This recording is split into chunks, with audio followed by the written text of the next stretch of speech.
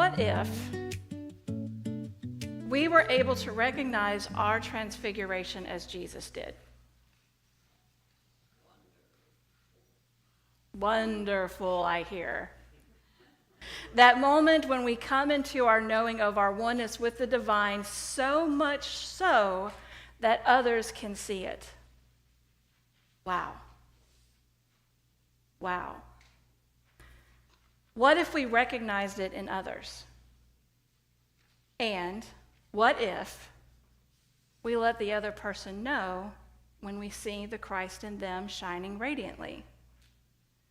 Because when Jesus was gathered with his disciples there, they were like, whoa, you're shining. What's going on? What would that be like for us if when someone is shining their bright God light, that we let them know? And I could tell you, I clearly saw it today. I clearly saw it, Andrea, when you were up here and you were living the ministry of your world.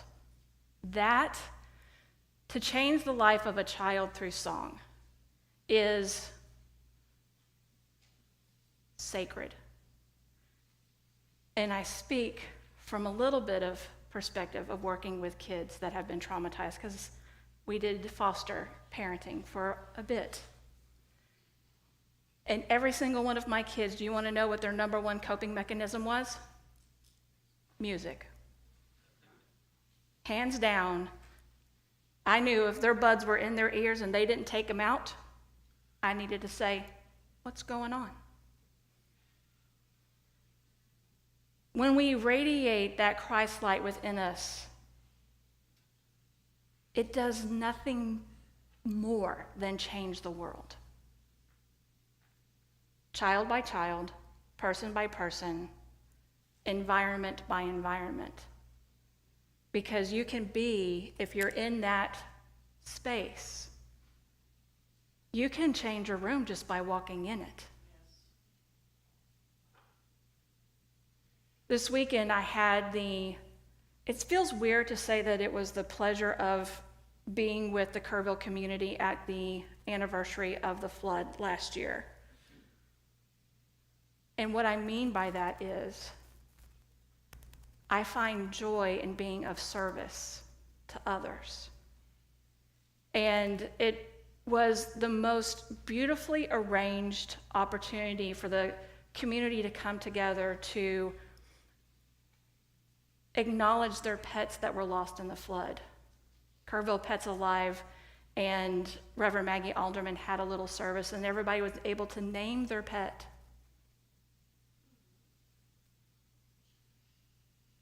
And then the next day, we had meditative prayer services. And so the whole community got prayed for pretty much for 2 hours straight, just holding the sacred space. Prayer flags and prayer banners were up, and they were actually Tibetan prayer flags from there. And there was a chapel where people could go and light a candle. And they had candles, a color for humans and a color for critters. And to see community come together to shine the Christ light as community is another amazing thing. And in the book of Matthew, in chapter 16, it talks about the transfiguration.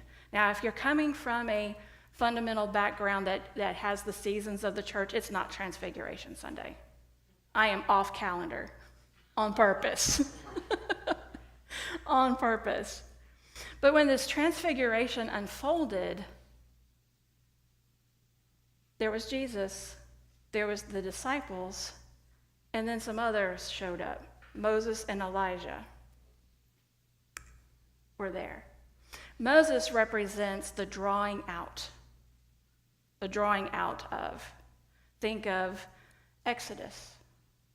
Drawing out of our human capacity, our human limitations into the God self that we hold within us. And then Elijah represents the power of I am expressed.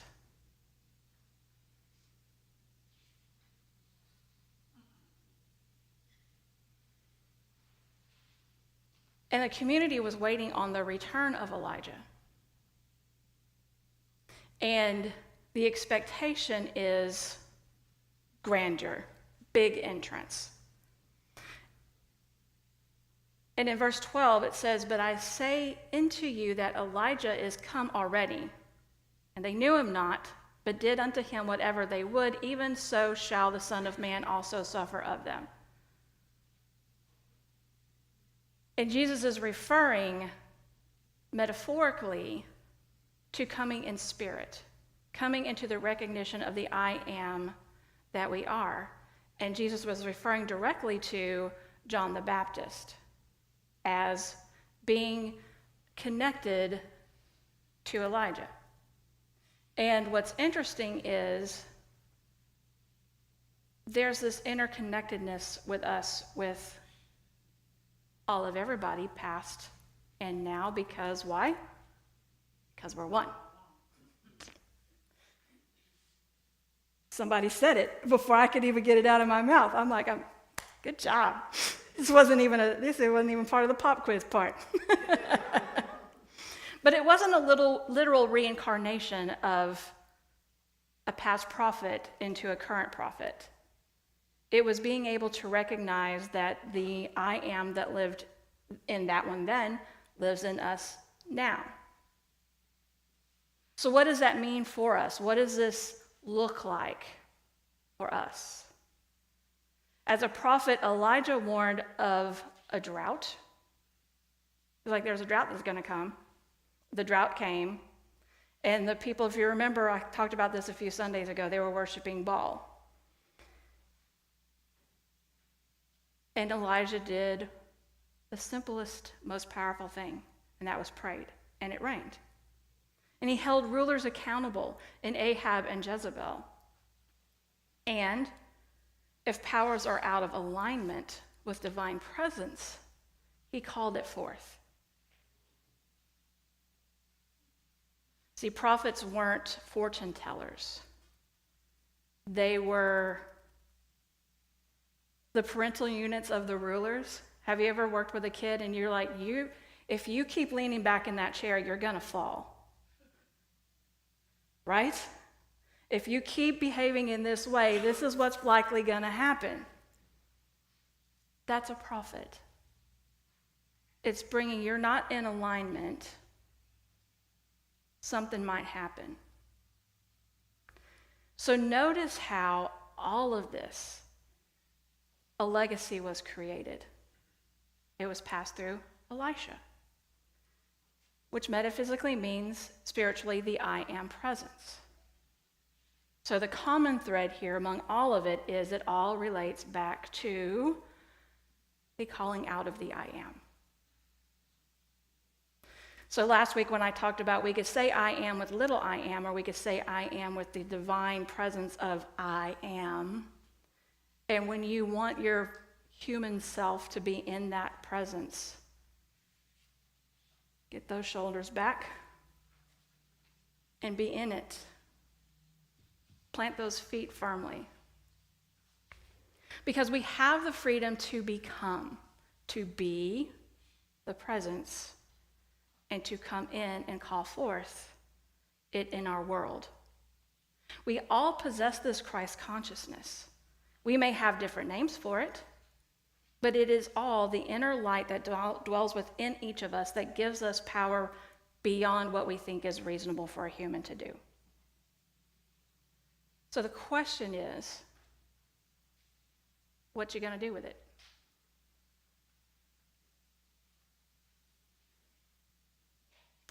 Because it's so easy to sit in comfort. Come to church on Sunday, you get your cup filled, you leave Monday, you're back at work doing the work thing, and we're doing all the responsibilities and tasks that we're supposed to do as a human. But are we doing all the responsibilities and tasks that we are supposed to do as a consciousness of the Christ, individually and collectively? And what does it look like? Because it looks different. It looks different for everyone. But I can tell you this, freedom cannot happen if you try to put shackles on your Christ consciousness.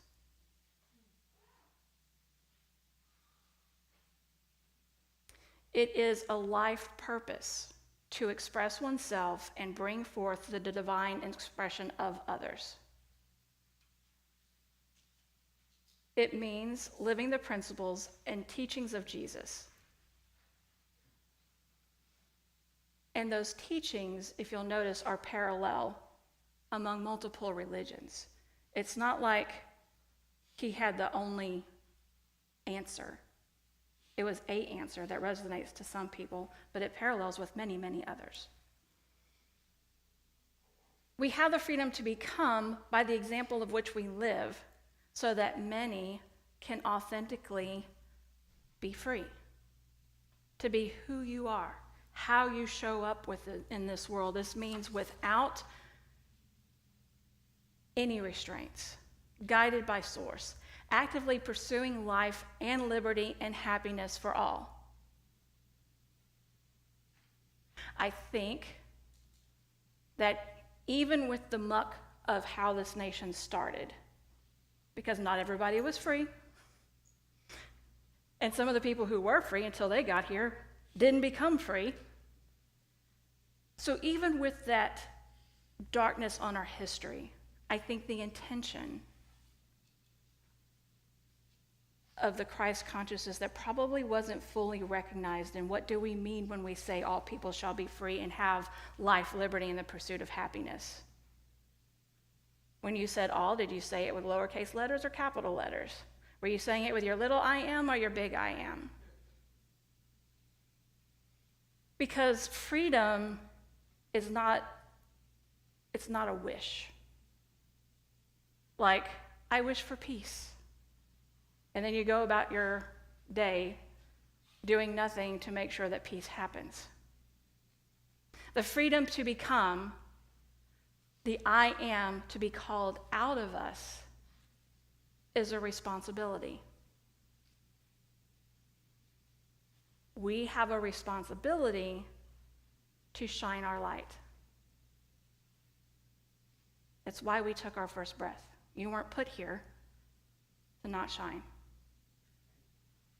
And we cannot and we must not sit in a pew, feel good vibes, and wish for things to be better. If you want things to be better, then we have to do what is ours to do. And I'm not going to tell you what to do because it's not my business. But I do know the one thing is for you to shine your Christ consciousness in this world. So I want to ask you, are you willing? Who said that?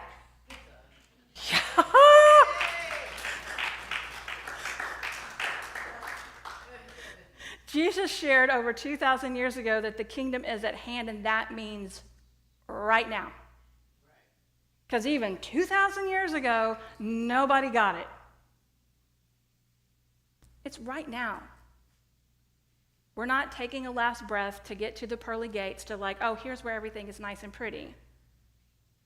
Right here, people. Because we cannot wait for tragedy to happen to see the human consciousness and the human people behaving like we're supposed to be. Like we got a glimpse of it last year during the flood. Everybody's like, what do you need help with? I'm there. What do you got? What do you need? What do you need? And then it fades. It happened during the pandemic. For a good, I'm going to say 3 months. I don't think it lasted even 6 months, where everybody was like, we are the human race. Everybody matters, right? And then it fades. And it's our responsibility to not allow it to fade. Because those moments when you get the nudge of maybe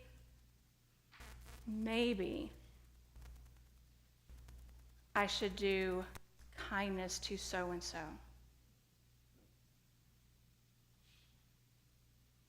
Erase the maybe. Sit in your consciousness in your prayer time and go, God, what did you mean by that? And then make sure you're coming at it from a Christ consciousness thing, not your ego thing, thinking you need to fix somebody. That's not your job. Because I don't think it really needs to take devastation for us to remember to be in our Christ consciousness regularly. We shouldn't have the rug pulled out from under us to realize that we're standing on unstable ground. So, are you willing? Yes. Okay, good, because it's not rhetorical.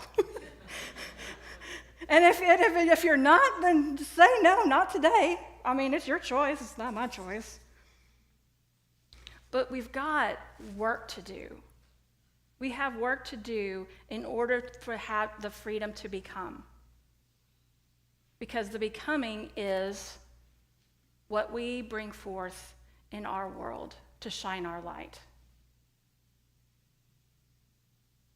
If it is saying hello to a stranger, if it is feeding a stranger, if it is welcoming the immigrant, if it is seeing somebody expressing completely authentically who they are, and you're like, how's it going?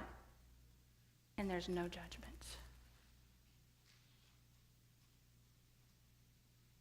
When we have the opportunity to express in that divine consciousness of who we are,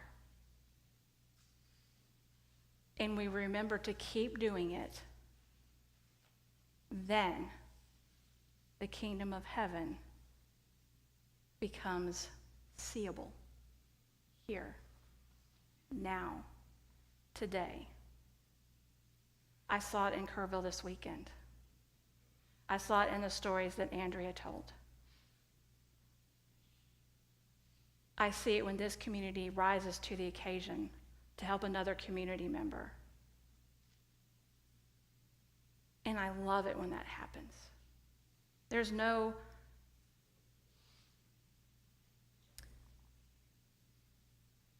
tagline just to have a tagline when I say shine on y'all at the close of my talks. When I say shine on y'all, I truly mean it. I truly love the way this community shines. And this community that watches online shines. Because I see the world little by little becoming a better place. And the important thing is that we've got to look for it. And then when you see someone shining their light, maybe acknowledge it. So that way they know, oh, that's me, expressing as the divine into the world. Because sometimes we don't see the forest for the trees, or maybe our glasses lens gets fogged. But it's not a bad thing to do I like the way you're shining today to someone that you know. Shine on, y'all.